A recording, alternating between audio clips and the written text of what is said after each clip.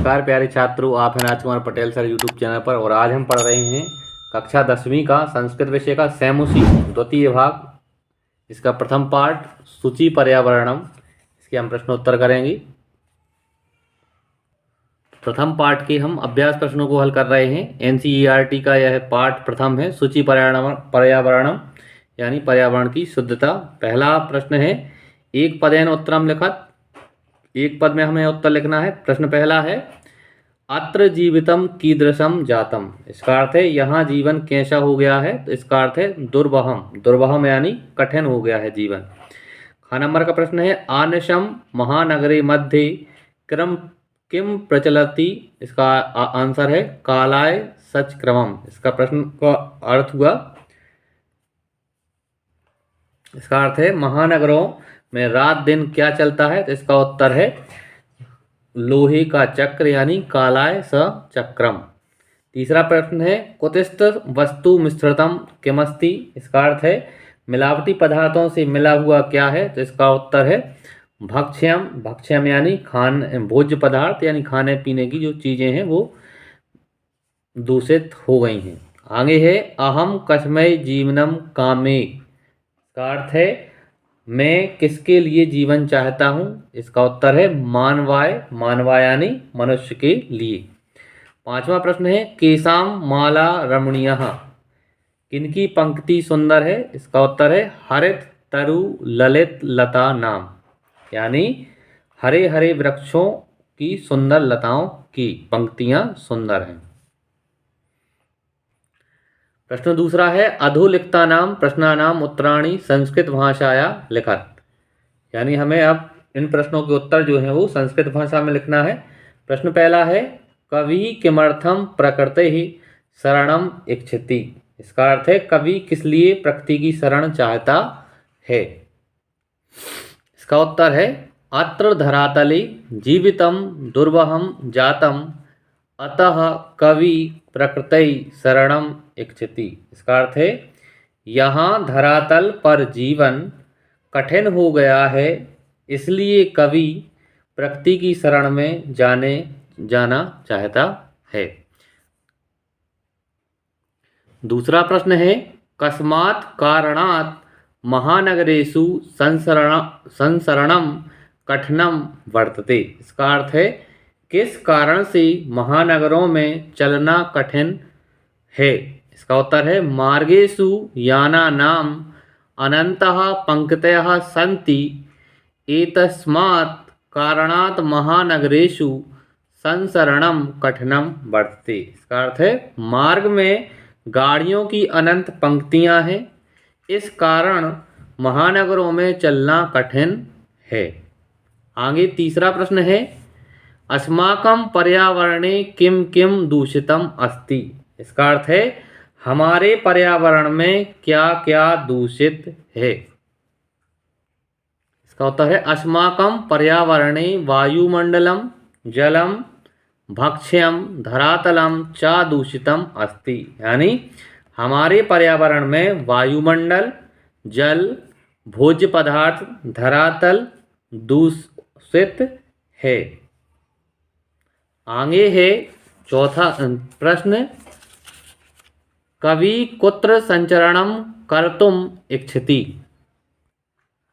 चौथे प्रश्न का अर्थ है कवि कहाँ घूमना चाहता है। इसका उत्तर है कवि क्षणम एकांते कांतारे संचरणम कर्तुम इच्छति। इसका अर्थ है कवि क्षण भर के लिए एकांत जंगल में घूमना चाहता है।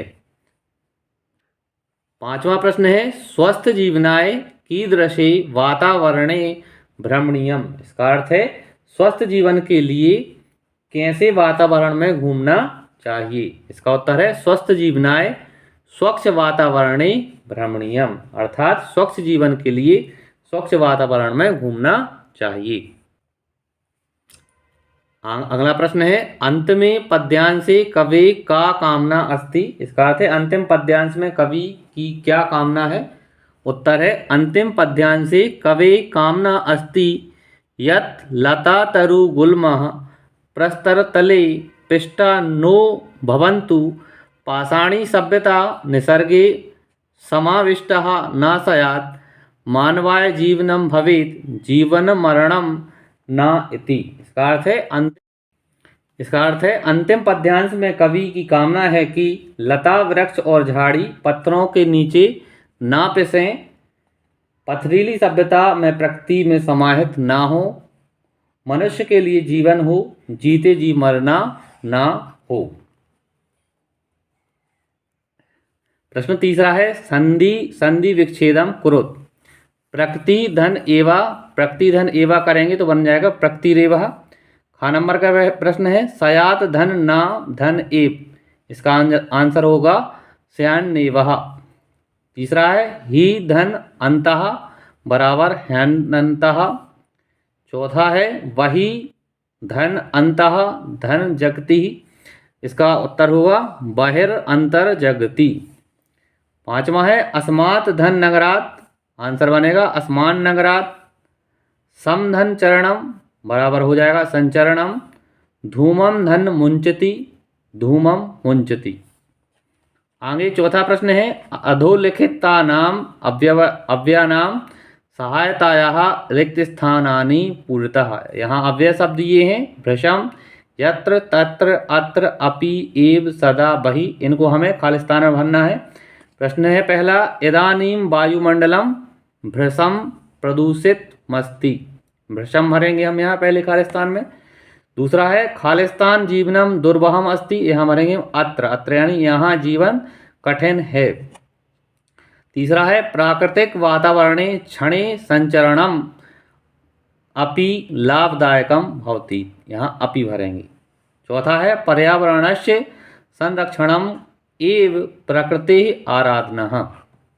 पांचवा है सदा समयस्य सदुपयोगः करणीयः। अगला है भूकंपित समय बहिगमनमेव उचितम भवति। अंतिम है यत्र हरितमा तत्र शुचि पर्यावरणम।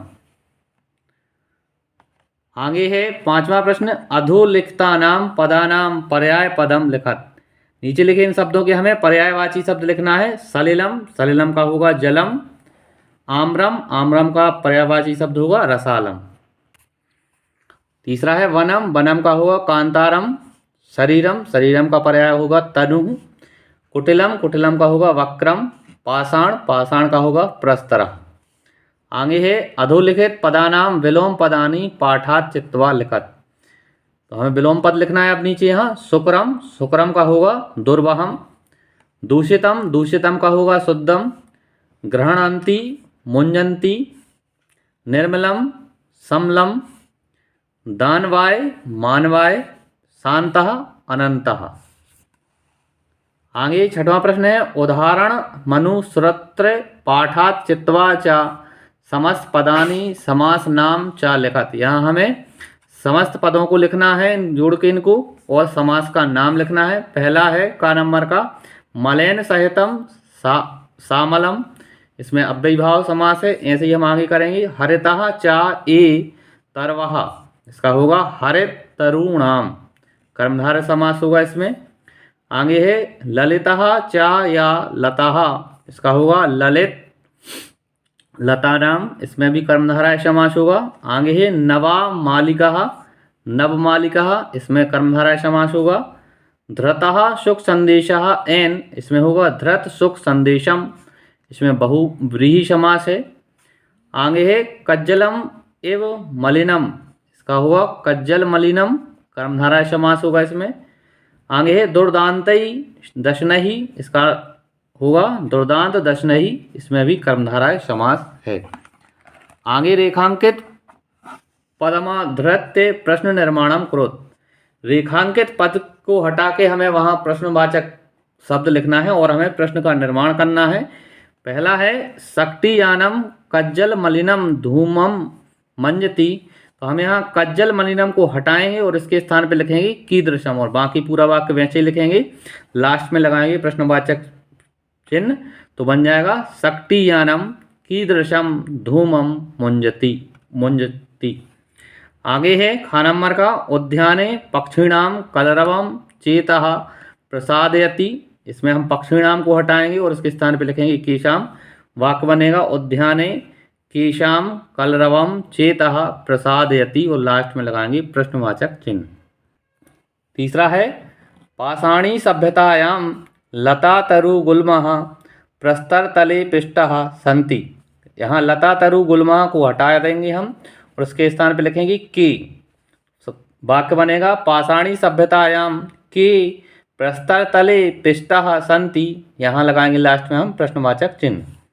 आगे है चौथा महानगरेषु वाहनानाम अनंतः पंक्तयः धावन्ति।